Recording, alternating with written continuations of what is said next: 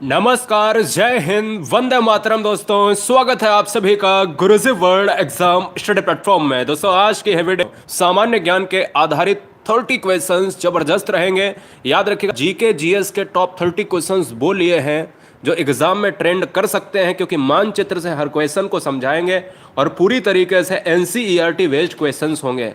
तो बने रहिए साथ, और कंसंट्रेशन होना बहुत जरूरी है। हर वीडियो में हम यही कहते हैं। देखिए, कोई भी आप काम कर रहे हैं तो उसके लिए आपको कंसंट्रेशन रहना पड़ेगा। सिंपल सी बात है दोस्तों। अगर बात करें, कोई भी स्टडी के अलावा कार्य कर रहे हैं, कोई दिक्कत नहीं है, वो भी करिए, मन से करिए। चलिए, पहला क्वेश्चन देखते हैं। हर बच्चा शेयर कर देगा, हर बहन हर भाई एक बार वीडियो को शेयर करेंगे। पहला क्वेश्चन, कौन सा ग्रह बौना ग्रह की श्रेणी में रखा जाता है? तो देखिए दोस्तों, इसमें कोई भी दिक्कत नहीं होनी चाहिए। हम जीरो से उठाएंगे और कौन से लेवल पर ले जाएंगे आपको खुद ही पता होगा, यानी टॉप लेवल तक सारे क्वेश्चन मिक्सअप में रहेंगे। हर क्वेश्चन मिलेगा, एनवायरनमेंट से लेकर टॉप क्वेश्चंस, हिस्ट्री से लेकर ज्योग्राफिकल क्वेश्चंस भी मिलेंगे, ठीक है ना। ऑल टोटल जो क्वेश्चंस का तरीका होगा वो रहेगा मैपिंग वाला, ठीक है। चलिए, पहला क्वेश्चन है, कौन सा ग्रह बौना ग्रह है? अगर हम बात करें ऐसे क्वेश्चंस का ऑप्शंस क्या होगा, तो ऑप्शन नंबर जाएगा बी के साथ। अब देखिए, प्लूटो जो है ना, ये बौने ग्रह में रखा गया है, यानी Pluto is a dwarf planet. याद रखिएगा, 1930 एक ऐसा समय था, एक ऐसा इरा था, 1930 में प्लूटो को खोजा गया था, लेकिन समय बीता और एक समय आया 2006। याद ये रखना है कि सन 2006 में एक बैठक हुई अंतर्राष्ट्रीय खगोलीय विज्ञान की, जिसको आईएयू कहा जाता है। आईएयू में 2006 को बैठक हुई, और याद रखिएगा उसी में प्लूटो को ग्रहों की श्रेणी से बाहर निकाल दिया गया। अब बना क्या दिया गया है, मैंने फिर से रिपीट करूंगा कि Pluto is a dwarf planet, यानी यह बौने ग्रह में शामिल कर दिया गया है। क्लियर है? रीजन क्या थे? होने का रीजन छोटा था, कक्षाओं को काटता था, ग्रह जैसे प्रमाण नहीं थे। आंसर बी के साथ। क्लियर है? चले आगे बढ़ेंगे। क्वेश्चन नंबर नेक्स्ट, सागर माथा निम्नलिखित में से किस पर्वत को कहा जाता है? यहां से मैं 3 क्वेश्चन आपसे पूछूंगा, जवाब दीजिएगा। 3 क्वेश्चन में पहला क्वेश्चन ये बनता है कि सागर माथा क्या है। दूसरा क्वेश्चन ये बनता है कि सागर माथा किस देश में कहते हैं, यानी सागर माथा अगर कोई भी पर्वत है, एवरेस्ट है, केटू है, कंचनजंगा है, तो ये किस देश में इसका नाम सागर माथा है, और इसके क्या क्या नाम हो सकते हैं, किन किन देशों में क्या क्या नाम है, ये भी हम चर्चा करेंगे। तो देखिए, अगर बात करें इस क्वेश्चन में, तो आंसर क्या चला जाएगा? ऑप्शन नंबर बी के साथ चला जाएगा, माउंट एवरेस्ट। याद रखिएगा, भारत का उच्चतम शिखर ही नहीं, जबकि विश्व का उच्चतम शिखर है 8,848 या 8,850 मीटर का जो सिस्टम है, वो सागर माथा माउंट एवरेस्ट कहलाता है। याद ये भी रखना है कि भारत के परिदृश्य से जो उत्तर में एक देश पड़ता है जिसका नाम है नेपाल, नेपाल एक देश है, नेपाल में सागर माथा को पुकारा जाता है, यानी माउंट एवरेस्ट नेपाल में नहीं कहा जाता है। माउंट एवरेस्ट जो नाम है वो इंडिया के लोग लेते हैं, सागर माथा जो नाम है ये माउंट एवरेस्ट ही है। आंसर जाएगा बी के साथ, लेकिन आंसर क्या हो जाएगा यहाँ पर? अगर देश पूछे तो नेपाल में सागर माथा कहा जाता है। एक क्वेश्चन और बनता है कि ये बताइएगा कि इसको तिब्बत में क्या कहते हैं। तिब्बत में इसको हम क्या कहेंगे? तो तिब्बत में अगर हम पूछें तो याद रखिएगा कि चोमू लंगमा। क्या याद रखिएगा? चोमू लंगमा नाम देखिएगा ऐसा है। Next one, question number 3। अच्छा, मैं हूं, अगर दुनिया का सबसे ऊंचा शिखर माउंट एवरेस्ट है, 8,848 की बात करें में है, तो सबसे निचला शिखर कौन सा होगा? सबसे निचला गर्त, शिखर तो बोल नहीं सकते, सबसे निचला गर्त कौन सा होगा? तो आपका जो आंसर होना चाहिए वो होना चाहिए मेरियाना ट्रेंच। मेरियाना गर्त कहां पर है? प्रशांत महासागर में, प्रशांत ओशियन में। कितना है? 11,000 से भी ज्यादा गहराई है, ठीक है। तो सबसे निचला स्तर पृथ्वी पर प्रशांत महासागर में मेरियाना ट्रेंच है। कहाँ है? प्रशांत ओशियन में। कितना है? 11,000 मीटर से भी क्या नीचे जाएगा। और सबसे उच्चतम शिखर कौन सा है? सागर माथा माउंट एवरेस्ट, 8,848 मीटर। निम्नलिखित में से किस राज्य में पंचायती राज का शुभारंभ किया था? यानी सबसे पहले कौन सा ऐसा राज्य है जिसमें पंचायती राज दोस्तों यहां पर बताया गया। आपको मिलते हैं 10 से 20 सेकेंड। चलिए लॉक कीजिए। क्या बात है, जबरदस्त। अब देखिए, यहां से 3 से 4 क्वेश्चन। आप अगर थोड़ा सा नकल मारने की कोशिश करते हैं तो पूरे सिस्टेटिक में रेड कलर राजस्थान का है, तो राजस्थान ही ऑप्शन डी हमारा राइट हो जाएगा। या आपको यह भी रखना है, क्या याद रखना है? राजस्थान का पार्ट कौन सा है? नागौर। नागौर।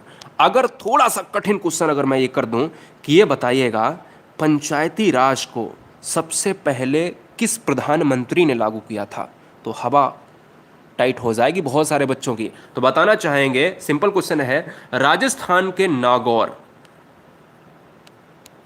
उस समय आपका पीएम कौन था? जवाहरलाल नेहरू, ठीक है ना।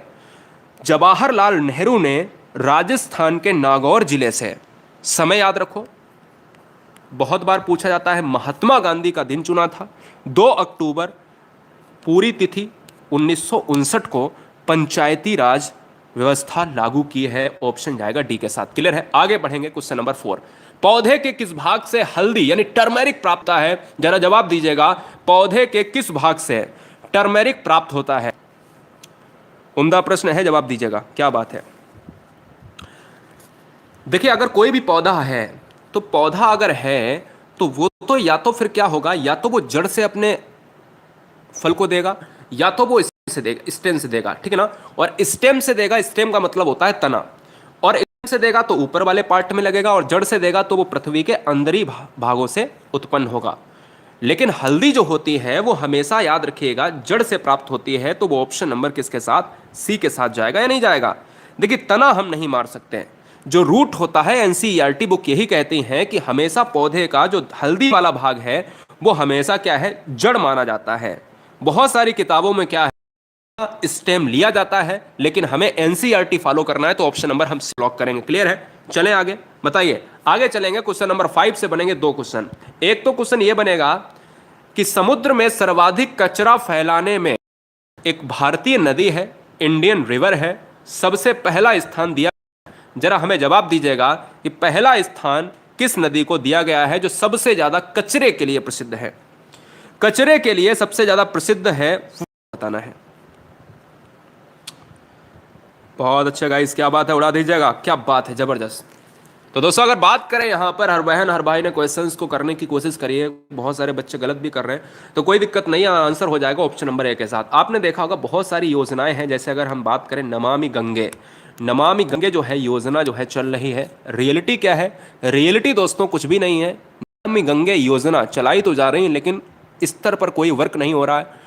याद रखिएगा, गंगा में कचरा उठाने के लिए, गंगा की स्वच्छता के लिए नमामि गंगे योजना है। ऐसी बहुत सारी योजनाएं हैं जो गंगा के लिए चलाई गई हैं, लेकिन कोई भी सुधार मुझे नहीं दिखा है। आपका क्या राय है यहाँ पर कमेंट करिएगा। साथ ही साथ एक क्वेश्चन और बनेगा, सबसे ज़्यादा प्रदूषित नदी में नंबर 1 पर कौन है? फिलहाल दामोदर नदी है। याद रखना है, ये क्वेश्चन भी एग्जाम में ट्रेंड करता है। देखिए, प्रदूषण में दामोदर, क्लियर है। कचरा में अग्रतिम स्थान जो है गंगा रखती है।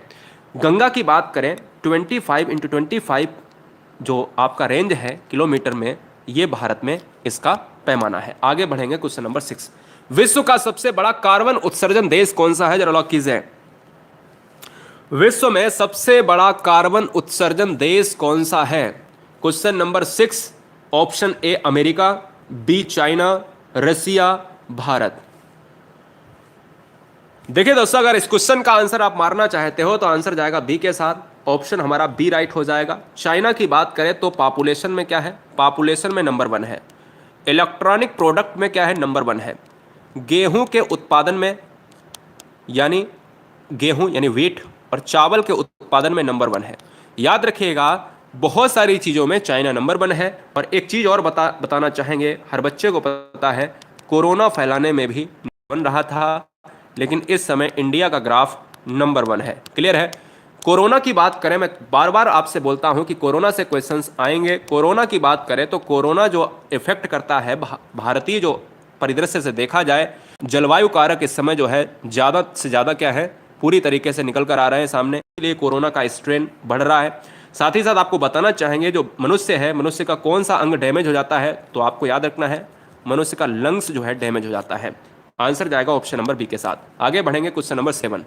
वर्ल्ड जीके से क्वेश्चन लिया है, कई बार एग्जाम में पूछा गया क्वेश्चन है। थोड़ा सा दिक्कत है दोस्तों, आज बोलने में समस्या है, कोई बात, मैनेज कर लो, आने वाले टाइम में सब कुछ ठीक हो जाएगा, ठीक है। भूमध्य रेखा की बात करें तो भूमध्य रेखा 2 से 3 नामों से जानी जाती है। बोले क्या? पृथ्वी को अगर गोल गोल पृथ्वी को अगर बीच से हम ब्रेक कर दें तो आंसर क्या हो जाएगा? हो जाएगा भूमध्य रेखा, और भूमध्य रेखा को हम 0 डिग्री, भूमध्य रेखा को हम विषुवत रेखा, भूमध्य रेखा को इक्वेटर के नाम से जानते हैं। हमसे ये कह रहा है कि इसके जो हैं ऊपर नीचे यानी उत्तर दक्षिण की बात कर रहा है, जो यहाँ पर जो ना साहब ये बन कैसे हैं, यानी थोड़े से यहाँ पर हो सकते हैं, ये कवर करेंगे। तो ये जो हमने ड्रा किया है ना क्षेत्र, इस ड्रा क्षेत्र में किस तरीके के बन पाए जाते हैं, ये क्वेश्चन पिछली बार एग्जाम में पूछा गया था। तो समझिए इस क्वेश्चन का जो आंसर जाएगा वो ऑप्शन नंबर डी जाएगा, उष्णकटिबंधीय वर्षावन। यानी यहां पर एक चीज छुपा हुआ है, वर्षावन। उष्णकटिबंधीय वन भी होते हैं, उष्णकटिबंधीय वर्षा वन और उष्णकटिबंधीय पतझड़ वन, दोनों में फर्क है। उष्णकटिबंधीय वर्षा वन जो होते हैं वो यहां पर होते हैं। भारत में अगर देखा जाए तो पतझड़ वन सबसे ज्यादा प्राप्त होते हैं, जिनकी पत्तियां छूट जाती हैं मौसम के दौरान। यहां की बात करें, ये इलाका है जो सैड वाला इलाका है, इसकी जो वर्षा होती है वो 200 सेंटीमीटर से 400 सेंटीमीटर या इससे ऊपर होती है, जहां पर पेड़ बहुत अच्छे होते हैं। जैसे इसके एग्जाम्पल अगर मैं लेता हूं, थोड़ा सा अगर मैं बताने की कोशिश करूं आपको, आवनूस याद आया, महोगनी याद आया, है ना, रोजवुड, क्लियर है ना, बहुत अच्छे अच्छे एग्जाम्पल हैं। यानी ये वाला ऑप्शन डी हमारा सही हो जाएगा। यहां सबसे जो है जबरदस्त सांप भी मिलता है, आपने नाम सुना होगा, एनाकोंडा, ठीक है, इनको अमेजन वर्षा वन भी कहते हैं। क्लियर है, आगे बढ़ेंगे क्वेश्चन नंबर 8। सौर मंडल का सबसे गर्म ग्रह कौन सा है? अच्छे अच्छे बच्चे इस क्वेश्चन में मात खा जाएंगे, जरा जवाब का आंसर क्या होगा। सौर मंडल का सबसे गर्म ग्रह कौन सा है?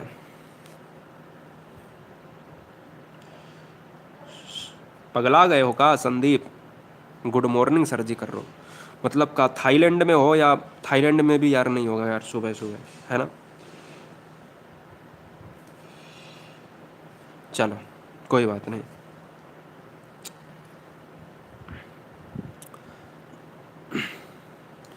सौर मंडल का सबसे गर्म ग्रह कौन सा है? तो बहुत सारे बच्चे यहां पर परेशान हो जाते हैं कि सर मैं बुध मारूं या शुक्र मारूं, तो आंसर जाएगा ऑप्शन नंबर बी के साथ। समझिएगा इस चीज को कि देखिए, जब भी सूर्य, ये आपका जो रेड कलर का ना आधा आधा पार्ट दिख रहा है, बहुत तपता हुआ सूर्य है, ये सूर्य है, और सूर्य के पास में आपको दिख रहा होगा बुध है, तो आपके दिमाग में जहन में यह आता होगा कि सर बुध क्यों नहीं हो सकता?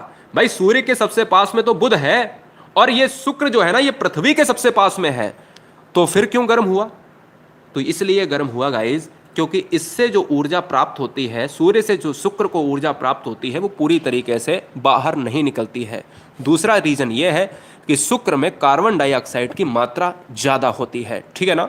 ये दो रीजन अहम है, इसलिए इसको जो है, इस प्लेनेट को, वीनस प्लेनेट को गर्म ग्रह कहा जाता है। साथ ही साथ आपको ये बताना चाहेंगे, जो सूर्य है ये सबसे पास में ग्रह होता है कौन सा? मरकरी है, बुध है।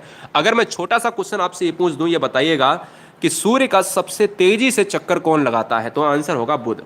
सूर्य के सबसे पास में ग्रह कौन सा है? तो आंसर होगा बुध। कितने दिनों में सबसे कम में चक्कर लगाता है? तो 81 डेज में यह सूर्य की परिक्रमा को पूरा कर लेता है। साथ ही साथ आपको याद रखना है कि शुक्र जो है यह पृथ्वी की भगनी कहा जाता है, पृथ्वी के सबसे पास का ग्रह कहा जाता है, पृथ्वी से मिलता जुलता ग्रह कहा जाता है, और सबसे गर्म ग्रह कहा जाता है। आंसर जाएगा बी के साथ। आगे बढ़ेंगे, question number next. Qutub Minar के पास स्थित लौह स्तंभ किस राजा ने बनवाया था? हिस्टोरिकल जीके का क्वेश्चन है, जवाब दीजिएगा। अच्छा क्वेश्चन है गाइस। यहां पर अगर कुतुब मीनार एग्जाम में नहीं मिलता है तो भी कोई दिक्कत नहीं है, तो डायरेक्ट क्वेश्चन पूछा जा चुका है एक बार कि लौह स्तंभ किस राजा ने बनवाया, सुप्रसिद्ध लौह स्तंभ किस राजा ने बनवाया। तो उसका जो आंसर जाएगा चंद्रगुप्त के साथ, यानी क्वेश्चन नंबर 9 का आंसर जाएगा चंद्रगुप्त द्वितीय के साथ, ऑप्शन नंबर ए के साथ, ठीक है ना, याद रखिएगा। चलें आगे, आगे बढ़ेंगे क्वेश्चन नंबर 10। ये क्वेश्चन सबको आना चाहिए कि ताजमहल कहां पर है, ताजमहल में किसका प्रभाव वर्तमान में हो रहा है, ताजमहल का डिजाइन किसने तैयार किया था। ये 3 क्वेश्चन अच्छे से आने चाहिए। देखिए, ताजमहल उत्तर प्रदेश में है, सिटी आगरा। ताजमहल पर जो असर हो रहा है वो हो रहा है एसिड रेन का, ठीक है ना, एसिड रेन का असर हो रहा है। एसिड रेन का मतलब होता है अम्ल वर्षा, और अम्ल वर्षा का जो प्रमुख कारक है वो है SO2 है, ठीक है ना, SO2 और HNO3। SO2 का मतलब होता है सल्फर डाइऑक्साइड, और HNO3 का मतलब होता है नाइट्रिक अम्ल। क्लियर है, याद रखिएगा। एसिड रेन की वजह से, अम्ल वर्षा की वजह से ताजमहल का जो कलर है वो येलो हो रहा है। अब आपको बताना है कि ताजमहल की डिजाइन को तैयार करने वाला वास्तुकार कौन था, तो वो आंसर जाएगा उस्ताद ईसा के साथ, यानी ऑप्शन नंबर बी के साथ। क्लियर है, उस्ताद ईसा के साथ चला जाएगा। चलेंगे आगे की तरफ, क्वेश्चन नंबर 11। इंडियन कॉन्स्टिट्यूशन मैंने पूरा अच्छी तरीके से पढ़ाया है। यदि आपने नोट्स को मेंटेन नहीं किया है तो नोट्स को मेंटेन करें मैराथन में जाके, ठीक है ना। चलिए क्वेश्चन नंबर 11। भारतीय संविधान के किस अनुच्छेद में राज्य के नीति निर्देशक तत्वों का उल्लेख किया गया है? तो बताना चाहेंगे दोस्तों, यहां से 2-3 क्वेश्चन बनेंगे। जब क्वेश्चंस में ये पूछा जाए भारतीय में फंडामेंटल राइट्स, फंडामेंटल राइट्स का मतलब होता है मौलिक अधिकार, और एक होते हैं फंडामेंटल, बताइए जल्दी से, मौलिक कर्तव्य को क्या कहेंगे, जल्दी से बताइए। Fundamental duties. जो फंडामेंटल राइट्स होते हैं, मौलिक अधिकार, ये लिए गए हैं यूएसए से, और फंडामेंटल जो ड्यूटीज हैं, मूल कर्तव्य हैं, ये लिए गए हैं रसिया से। और अगर हम बात करें हमारे जो कॉन्स्टिट्यूशन में राज्य के नीति निर्देशक तत्व, राज्य के नीति निर्देशक तत्व लिए गए हैं हमारे संविधान में आयरलैंड से, ठीक है ना, आयरलैंड से लिए गए हैं। राज्य के नीति निर्देशक तत्व भारतीय संविधान में अनुच्छेद 36 से 51 की व्याख्या करते हैं, और ये कहते हैं कि इनको न्यायालय में कभी भी लागू नहीं करवाया जा सकता, यानी यह वाद्य योग्य होते ही नहीं है। कोई व्यक्ति ये चाहता है कि मुझे ये अधिकार मिल जाए तो भी कोर्ट में नहीं जा सकता। हाँ, न्यायालय में किनके लिए आप जा सकते हो? फंडामेंटल राइट्स, यानी 14 से लेकर हम 35 अनुच्छेद की बात करते हैं, यह मौलिक अधिकार है, मूल अधिकार है। आंसर किसके साथ जाएगा? फिलहाल ऑप्शन नंबर सी के साथ चला जाएगा। आगे बढ़ेंगे, क्वेश्चन नंबर 12। क्वेश्चन नंबर 12 आपसे कह रहा है लावा मिट्टी भारत के किस क्षेत्र में पाई जाती है? चलिए,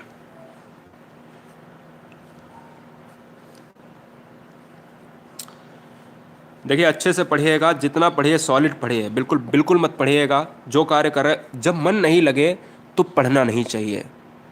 क्लियर है? हाँ जी, बहुत अच्छी बात है, जब लगे तो अच्छे से पढ़ना है। लावा मिट्टी पाई जाती है, तो लावा मिट्टी से 3 से 4 क्वेश्चन बताऊंगा, ध्यान से सुनिएगा।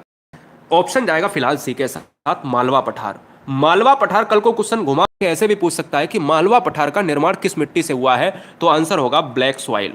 आंसर क्या होगा? ब्लैक सॉइल हो जाएगा। भाई कल को क्वेश्चन ये भी पूछ सकता है कि ये बताइएगा कि ये ब्लैक सॉइल का अलग अलग नाम क्या है, तो ब्लैक सॉइल का नाम है लावा मिट्टी, ब्लैक सॉइल का अलग नाम है चरनोजम मिट्टी, ठीक है ना, चरनोजम मिट्टी। चरनोजम मिट्टी की बात करें तो इसको कपासी मिट्टी भी कहते हैं, क्योंकि कपास ज्यादा होती है।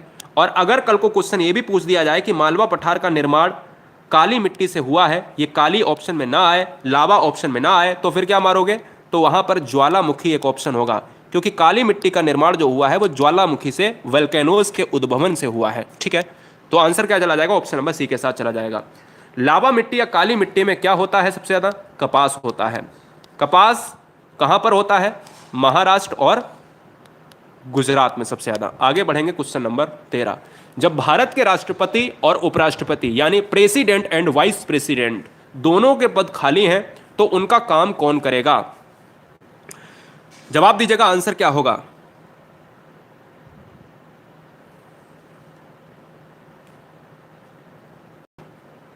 स्वागत है, स्वागत है, स्वागत है, न्यू स्टूडेंट स्वागत है। सभी बच्चे, जितने भी बच्चे हैं वो ध्यान से पढ़िएगा। एक एक क्वेश्चन बहुत मुश्किल में लिया है, बहुत जबरदस्त तरीके से। देखिए बहुत सिंपल क्वेश्चन है, कुछ भी नहीं है इसमें। भारत के मुख्य न्यायाधीश, अच्छा कोई मुझे बताएगा कि वर्तमान में सर्वोच्च न्यायालय में, देखिए सर्वोच्च न्यायालय का मुख्य न्यायाधीश है ये मुख्य न्यायाधीश हाई कोर्ट का नहीं है, ये सर्वोच्च न्यायालय का मुख्य न्यायाधीश है। यहां पर मुख्य न्यायाधीश होता है तो सर्वोच्च न्यायालय की बात करता है, सुप्रीम कोर्ट यानी एससी की बात करता है सुप्रीम कोर्ट में। और याद आपको रखना है कि भारत के राष्ट्रपति का पद कितने दिनों में भर देना चाहिए। अगर कोई नहीं है, जैसे राष्ट्रपति नहीं है या खत्म हो गया या कहीं बाहरी विदेशी यात्रा पर है, या फिर अगर कहा जाए उसने जो है अवकाश ले लिया है, या फिर पद उसका महाभियोग से हटा दिया गया है, तो कितने दिन तक उपराष्ट्रपति काम करेगा? तो आप ये कहोगे कि सर कितने दिन तक उपराष्ट्रपति कार्य करेगा, तो मैं कहूंगा 6 महीने राष्ट्रपति का पद भर देना चाहिए, ठीक है। भी कार्य करें उसकी जगह पर, लेकिन राष्ट्रपति का जो पद है वो 6 महीने होना चाहिए। इस समय वर्तमान में न्यायाधीश की संख्या कितनी है? ऑप्शन है 30, ऑप्शन है 32, ऑप्शन है 34 और ऑप्शन है 33। जरा जवाब दीजिएगा, क्या बात है?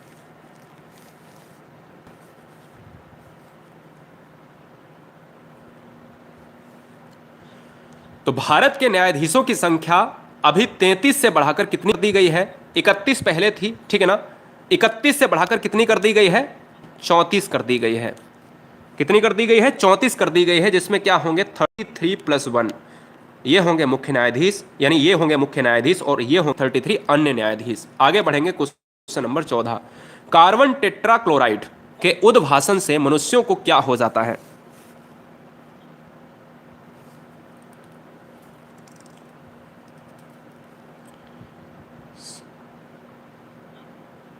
सर मुख्य न्यायाधीश नहीं हुआ, फिर कौन करेगा? तो उसमें से वरिष्ठ न्यायाधीश करेगा, जो सबसे ज्यादा वरिष्ठ होगा। जैसे 33+1 है ना, और मुख्य न्यायाधीश भी नहीं है, तो अब कौन करेगा?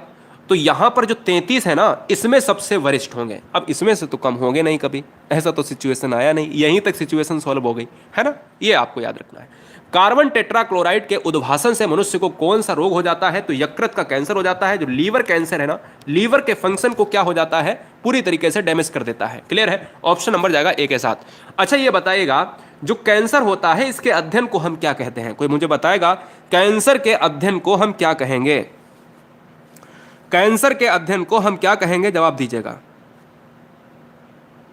अरे बता तो दिया है, बार बार पूछ रहे हो यार उमेश। सुन लिया करो कभी कि एक बार कॉपी कर लिया पेस्ट कर रहे हो, धका धक है ना। कम से कम सुन लिया करो। इस समय वर्तमान में जो है मुख्य न्यायाधीश कौन है? एनवी रमणा है। ठीक है, एनवी रमणा को बनाया गया है। कैंसर के अध्ययन को कहा जाता है ओंकोलॉजी। ठीक है, कैंसर का जो इलाज होता है वो कोवाल्ट 16 से होता है, ये बात आपको याद रखना है, जो विटामिन B12 में सबसे ज्यादा होता है। B12 का रासायनिक नाम क्या होता है? साइनाकोबाल्मिन। आगे बढ़ेंगे, क्वेश्चन नंबर नेक्स्ट। किस अधिनियम को ब्लैक विल के नाम से जाना जाता है? जवाब दीजिएगा, आंसर कीजिएगा।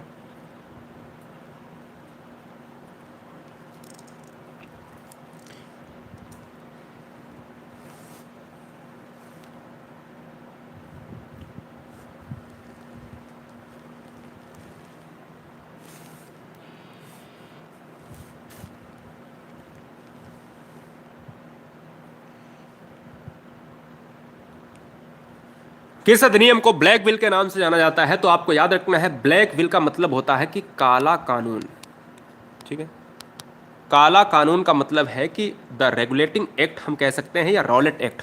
तो आंसर बच्चे जो ऑप्शन नंबर ए मार रहे हैं, देखिए रेगुलेटिंग एक्ट अलग मैटर है और जो रॉलेट एक्ट है ये हमारा आंसर जाएगा। अच्छा, क्वेश्चन में अगर पूछ लिया जाए रॉलेट एक्ट कब आया था? 1919 में आया था। क्या था इसमें? इसमें बिना वकील बिना दलील इस कानून को भी कहा गया है। किसी को भी बिना बताए, किसी को भी बिना वजह गिरफ्तार किया जा सकता था। ठीक है, इसलिए इसको ब्लैक बिल कहा गया। ठीक है, जब हम एक्स्ट्रा में बताएंगे तो अच्छे से पढ़ाएंगे। आगे हम बढ़ेंगे, क्वेश्चन नंबर 16। किसके काल को मुगल चित्रकाल का स्वर्ण काल कहा जाता है? यानी अगर हम बात करें, जो आप में देखा जाता है कि चित्रकला, जैसे मुगल जो राजा महाराजा थे वो चित्रकला के बड़े शौकीन थे, है ना। सारी चीज़ें थी उसमें, एक चित्रकला का होता था, कम से कम 3 से 4 ऐसे बंदे थे जो चित्रकला के होते थे, है ना। कवि होते थे तो 2-3 होते थे। हर चीज़ की बात करें, अगर कोई वास्तुकार है तो 2-3 होते थे। तो वहाँ पर क्या है कि चित्रकला का एक स्वर्णकाल आया उस समय मुगल शासक के दौरान। तो यहाँ पर आंसर हो जाएगा ऑप्शन नंबर बी के साथ, जहांगीर हो जाएगा। क्लियर है? जहांगीर हो जाएगा तो आंसर जहांगीर के साथ चला जाएगा, बी हम लॉक करेंगे। ठीक है, और जहांगीर जो है चित्रकला का स्वयं बहुत बड़ा विद्वान था, पारखी था। आगे बढ़ेंगे, 17 नंबर। मानव सभ्यता के विकास की प्रथम अवस्था कौन थी? लास्ट में आप सभी के लिए एक क्वेश्चन रखा है मैंने होमवर्क में, एक क्वेश्चन होमवर्क में रखा है, जवाब दीजिएगा उसका। ठीक है, 30 क्वेश्चन आप सभी के लिए होमवर्क में क्वेश्चन है।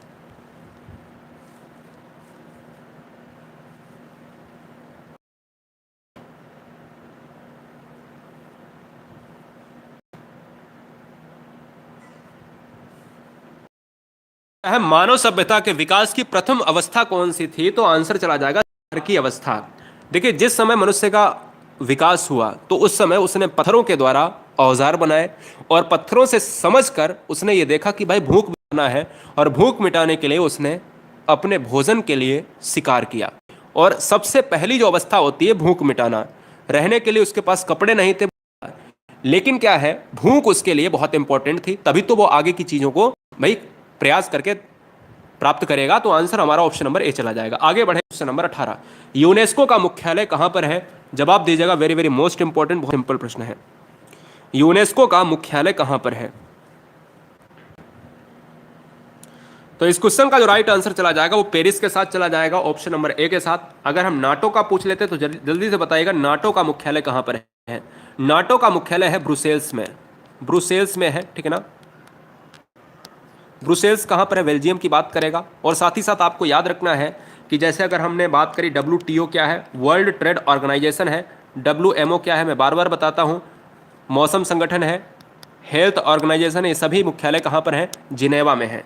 एक IUCN एक संस्था है जो रेड डेटा बुक जारी करती है, इसका भी मुख्यालय कहां पर है? इसका भी मुख्यालय आपका जिनेवा में है, ठीक है। आगे बढ़ेंगे, क्वेश्चन नंबर 19, वर्षा की मात्रा निर्भर करती है, वर्षा की मात्रा किस पर निर्भर करती है? जरा जवाब दीजिएगा।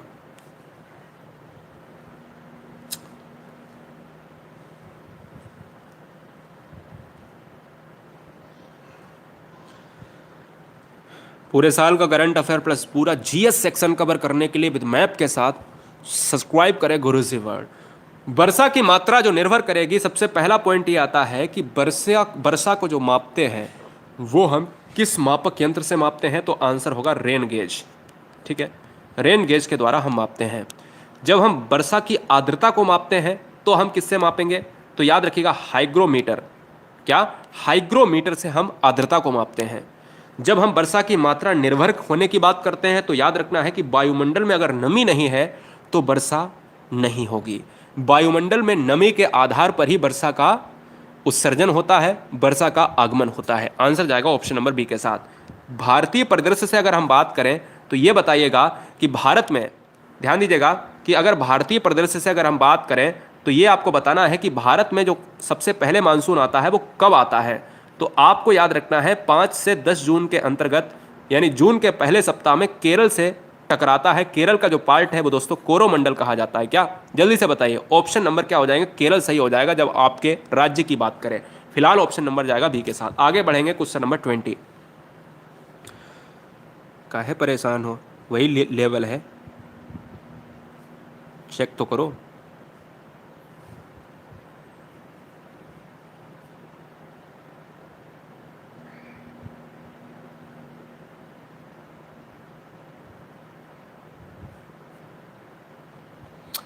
सूर्य में हीलियम और हाइड्रोजन का अनुपात कितना होता है?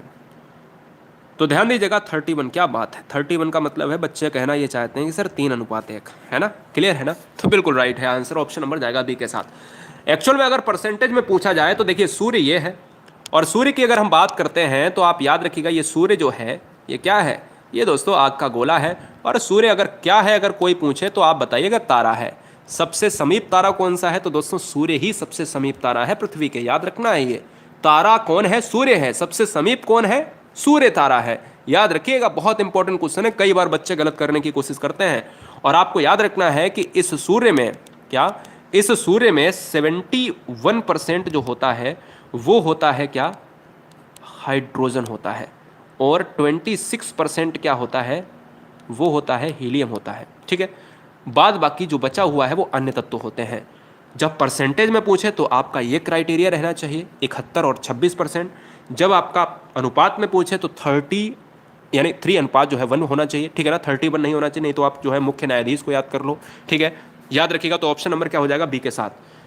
आपको ये भी याद रखना है कि जो सूर्य होता है, जब सूर्य ग्रहण होता है तो ये कौन सी रेज उत्सर्जित करता है? तो यक्स रेज उत्सर्जित करता है, ठीक है ना। ये बाहरी भाग को क्या कहा जाता है? बाहरी भाग को कोरोना कहा जाता है। कोरोना, ये वायरस नहीं है, ये कोरोना दोस्तों किरीट वाला कोरोना है। आगे बढ़ेंगे, 21।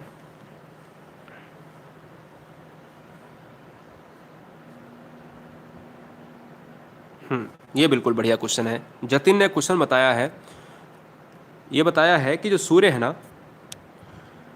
सूर्य का जो प्रकाश है वो संलयन पर आधारित है, ठीक है ना। सूर्य का प्रकाश संलयन पर आधारित होता है और इसको मापने के लिए हम पायरोमीटर का यूज़ करते हैं। पायरोमीटर क्या होता है? उच्च टेम्परेचर को मापता है, क्लियर है? ये बात दिमाग में रख लीजिएगा। आगे हम बढ़ेंगे 21। वायुमंडल में कुल कितनी परतें हैं? अलग अलग परतों से क्वेश्चंस भी हमने एक आधा क्वेश्चन भी लिया है, आगे मिलेंगे आपको।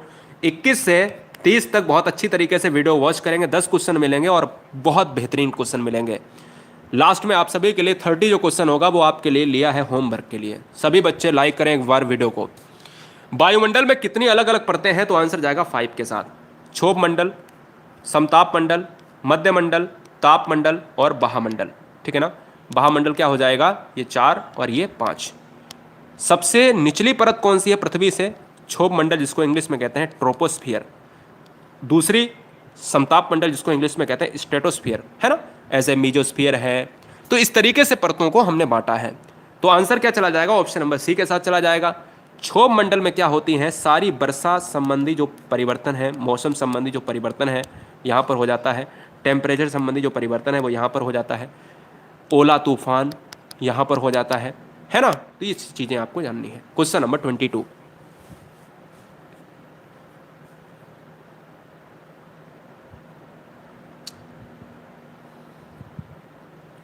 एक्सरे की खोज विलियम ने नहीं करी, एक्सरे की खोज रांटजन ने करी। ठीक है,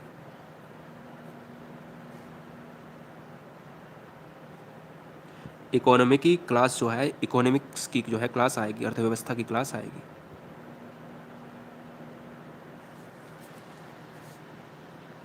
चलो आगे बात करेंगे। देखिए दोस्तों, अगर बात करें रेड क्लिफ रेखा किनके बीच में है, रेड क्लिफ रेखा एक्चुअल में भारत और पाकिस्तान के बीच में है। भारत और पाकिस्तान के बीच में क्या है, रेड क्लिफ रेखा है।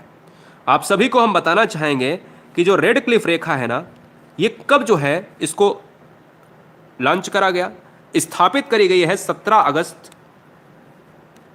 1947 में, भारत के विभाजन के बाद सर रेड क्लिफ के द्वारा। यानी रेड क्लिफ जो है एक बंदा था, और इसकी जो लंबाई है ना साहब, इसकी जो लंबाई है ये कौन सी है, ये पूरी रेड क्लिफ आपको दिख रही है, रेड रेड जो दिख रही है ना, ये पाकिस्तान और भारत के बीच में जो आपका सीमा रेखा है, विवाद चलता है, यहाँ पर आप देख सकते हो। इसका जो पूरी तरीके से क्राइटेरिया अगर देखा जाए 3323 जो है किलोमीटर में। ठीक है, भारत और पाकिस्तान सर रेड क्लिफ के द्वारा, कब, 1947 में, 17 अगस्त है, भारत विभाजन के बाद। आगे बढ़ेंगे 23। RNA यानी राइबो न्यूक्लिक एसिड पाया जाता है। जवाब दीजिएगा, आंसर क्या होगा।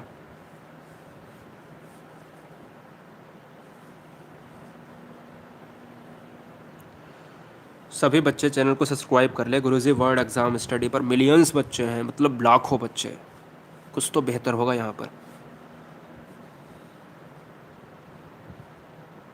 स्वागत है।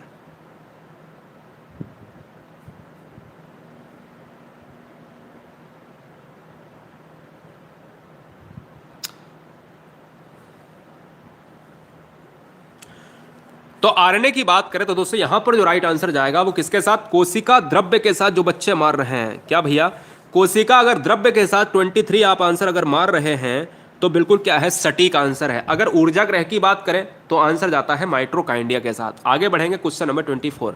सर्वप्रथम किस सुल्तान ने सिंचाई कर लगाया था। अब देखिए यहां से बनेंगे 2 से 3 क्वेश्चन। एक तो ये बन जाता है कि सबसे पहले सिंचाई कर किसने लगाया, और एक क्वेश्चन ये बन जाता है कि गैर मुसलमानों पर यानी हिंदुओं पर जजिया कर सबसे पहले किसने लगाया था। ठीक है ना, एक ये क्वेश्चन बन जाता है। और एक क्वेश्चन मैं आपसे पूछता हूं मुगल साम्राज्य से कि ऐसा कौन सा शासक था जिसमें सबसे ज़्यादा हिंदू थे, यानी सबसे ज़्यादा जो कार्य करने वाले क्या थे, हिंदू शासक के काल में थे। अगर हम बात करें सर्वप्रथम सुल्तान ने सिंचाई कर लगाया तो वो था फिरोज तुगलक। अगर आप फिरोज तुगलक मार रहे हो तो बिल्कुल सही है। सबसे पहले गैर मुसलमान पर जजिया कर किसने लगाया था, यानी हिंदुओं पर जजिया कर किसने लगाया था, वो भी फिरोज तुगलक की बात करेंगे। साथ ही साथ अगर हम बात करें सबसे ज़्यादा जो व्यक्ति थे हिंदू थे और किस मुगल शासक में थे, तो वो थे औरंगजेब में। अनपढ़ शासक कौन था, अकबर था। क्लियर है, ये बात आपको याद रखना है। ऑप्शन नंबर हमारा ए राइट हो जाएगा। आगे हम बढ़ेंगे 25 नंबर पर। कूका मूवमेंट किस स्टेट से संबंधित है, रिलेट करेगा असम से, क्या करेगा, पंजाब से, महाराष्ट्र से, बंगाल से।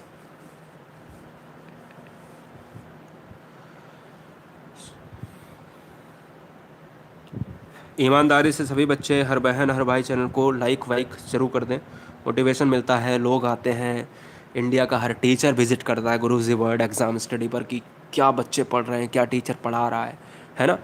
तो ये देखते हैं कि किस तरीके से पूरी तरीके से क्राइटेरिया होता है। फिलहाल सब मस्त हो, आप सभी मस्त हो, चैनल बहुत ज़बरदस्त है, कोई दिक्कत नहीं है, ये परिवार है। दोस्तों यहाँ पर अगर हम बात करें 25 का आंसर जाएगा बी के साथ। याद रखिएगा, असम क्यों यार लगा रहे हो, मतलब भेड़ वाली बात मत करो। पंजाब हो जाएगा। पंजाब की बात करें तो पंजाब में एक कूका विद्रोह हुआ था, काफ़ी लोग जो है मरे भी थे।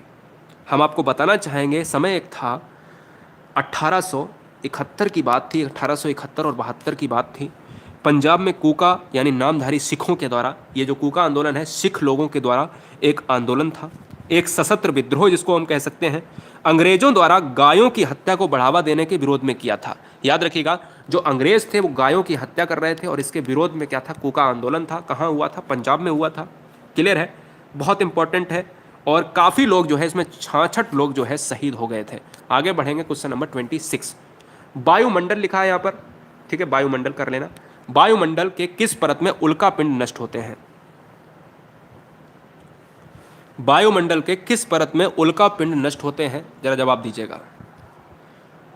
तो मैंने अभी आपको बताया कि देखिए, सबसे पहली जो परत होती है वो क्षोभ मंडल होती है। ऐसे ही हम आगे जब जाएंगे तो हमें समताप मंडल मिलेगा, स्ट्रेटोस्फीयर मिलेगा। जब भी हम ऊपर की तरफ जाएंगे तो मुझे एक परत मिलेगी कहीं ना कहीं, मध्य मंडल मिलेगी। तो याद रखिएगा, जो ऑप्शन नंबर सी है ना, यहाँ पर सही हो जाएगा। एक क्वेश्चन आपसे हमेशा पूछा जाता है कि ये बताओ कि हमारे वायुमंडल में सबसे ठंडी परत कौन सी है, कोई मुझे बताएगा? हमारे वायुमंडल में सबसे ठंडी परत कौन सी है? ऑप्शन आपके यही हैं, परत कौन सी है, जरा जवाब दीजिएगा।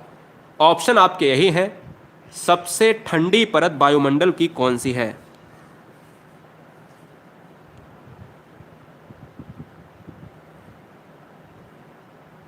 क्या बात है,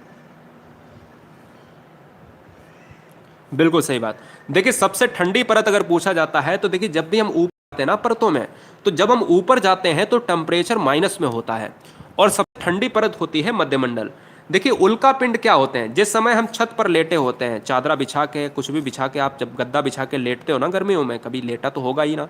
तो फिलहाल मुझे तो याद है, जब मैं लेटता था छत पे तो मैं ये देखता था कि कहीं ना कहीं जब रात के 11 बजे या रात के 10 बजे एक समय हुआ करता था, जिस समय एक जो है एक पिंड जो है आपस में टकराते थे और बहुत तेज़ी से रोशनी करता हुआ इतनी तेज़ी से जाता था, मतलब कुछ कहने का नहीं है ना। आप कहते हो कि भाई कोई आत्मा है, कोई ये है, कोई वो है, तो आप कहीं ना कहीं राम राम करते थे, या आप कहीं ना कहीं जिसको मानते थे उसको जो है याद करते थे, है ना। लेकिन एक्चुअल में अगर रीज़न देखा जाए तो मध्य मंडल में क्या होता था कि वो टकराया हुआ क्या होता था, पिंड होता था।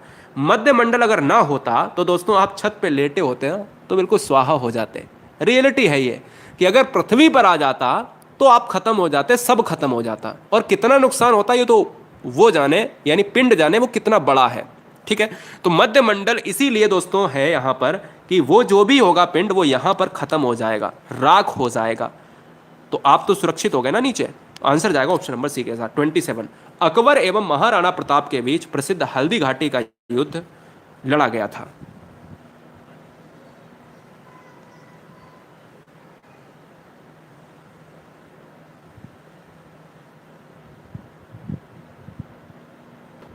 चलो,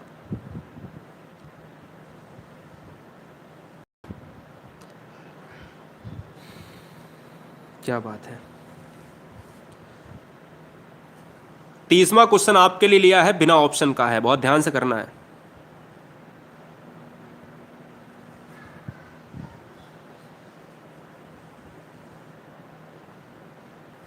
अकबर एवं महाराणा प्रताप के प्रसिद्ध जो है हल्दी घाटी की बात करें तो 1576 में, जो बच्चे ऑप्शन नंबर क्या मार रहे हैं, ऑप्शन नंबर मार रहे हैं दोस्तों 1576, तो बिल्कुल सही है, ठीक है ना।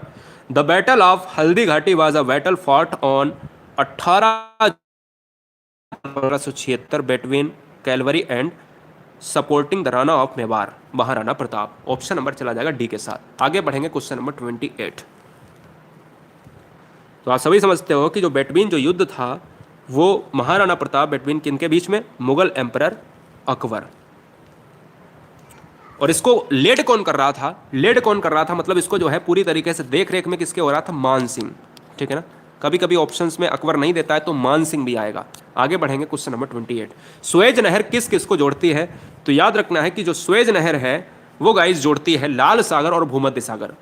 लाल सागर, भूमध्य सागर, आप जरा ढूंढिएगा किसमें है ऑप्शंस में, लाल सागर और भूमध्य सागर। मुझे लगता है कि ऑप्शन ए में ही है, भूमध्य सागर, भूमध्य सागर। हाँ, ऑप्शन नंबर ए में है, तो इसलिए ऑप्शन नंबर हमारा क्या हो जाएगा, ए राइट हो जाएगा। आगे बढ़ेंगे 29। काला सागर एक समुद्र है, ये कहां पर है? काला सागर एक समुद्र है, ये कहां पर है? तो अगला क्वेश्चन आप सभी के लिए है होमवर्क में, ठीक है। अगले क्वेश्चन के लिए कितने बच्चे तैयार हैं? होमवर्क के लिए क्वेश्चन है, बिना ऑप्शन का रहेगा। तैयार हैं आप सभी? तो इसी बात पर एक बार सभी बहनें, सभी भाई वीडियो को लाइक करें। सभी बच्चे यहाँ पर लाइक करें, स्टूडेंट जितने भी हैं। और जो पहली बार वीडियो देख रहे हैं उन सभी को बताना चाहेंगे, रात के 8 बजे देश की नंबर 1 हिंदी और जीएस पार्ट हम देखते हैं। और याद रखना है कि पूरे साल का करंट अफेयर हम देखेंगे बिल्कुल फ्री में, ठीक है ना। पूरे साल का करंट अफेयर आपको चाहिए पूरी तरीके से, हिंदी कवर करना चाहते हैं, GK section, GS section, history section और पॉलिटी सेक्शन, मैराथन सेक्शन, सब कुछ कंप्लीट करना चाहते हैं तो चैनल को सब्सक्राइब कर लें बेहतरीन स्टडी प्लान के लिए। तो आंसर किसके साथ चला जाएगा? आंसर आ जाएगा हमारा दक्षिणी पूर्वी यूरोप, और ऑप्शन हमारा डी हो जाएगा। भारत में नीति आयोग कब आया था? ये रहेगा दोस्तों आप सभी के लिए आज का क्वेश्चन, क्वेश्चन नंबर 30। देखिए पूरी तरीके से वीडियो में ये जरूर बताइएगा कि आज आपने 30 क्वेश्चन में मानचित्र के साथ बहुत कुछ सीखा है। लेवल क्या रहा है, लेवल क्या था और आज का लेवल क्या है, जरा हमें बताइएगा। मज़ा आ जाएगा। दोस्तों सोएंगे आप तो बहुत खुश होकर सोएंगे कि हाँ कुछ तो ज्ञान प्राप्त करा है, ठीक है, कुछ तो भैया ज्ञान प्राप्त करा है। अब देखो आपको ये भी बताना है कि इस 30 क्वेश्चन के बारे में हमने ये नहीं पूछा कब ही आया था, इसके बारे में तुमको जितनी नॉलेज हो, क्वेश्चन को ऑप्शन में कमेंट बॉक्स में जितना आप लिख सकते हो लिखिए कि किसकी जगह पर आया था, योजना आयोग की जगह पर आया था, वो कब आया था, ये कब आया था, क्या है ये, उपाध्यक्ष कौन होता है, अध्यक्ष कौन होता है, तो सारी चीजें हमें यहां पर लिखना पड़ेगा। क्लियर है? ये कमेंट बॉक्स में, यानी कमेंट बॉक्स आप नीचे देखिएगा, दिख रहा होगा, सारे बच्चे यहां पर लिखेंगे। जितनी अच्छी नॉलेज आप क्रिएट करना चाहते हो, जितनी अच्छी नॉलेज आप जो है बनाना चाहते हो, लिख कर बनाइएगा, लिख कर कमेंट करिएगा। सारे बच्चे चैनल को सब्सक्राइब कर लें। जो भी बच्चों ने चैनल को सब्सक्राइब किया है, वीडियो को लाइक किया है, थैंक्स फॉर वॉचिंग वीडियो गुरु से वर्ड, सभी को धन्यवाद। इनकलाब जिंदाबाद। फिर मिलेंगे नेक्स्ट वीडियो में, तब तक के लिए जय हिंद। चलिएगा, बहुत अच्छे, सैल्यूट है दोस्तों।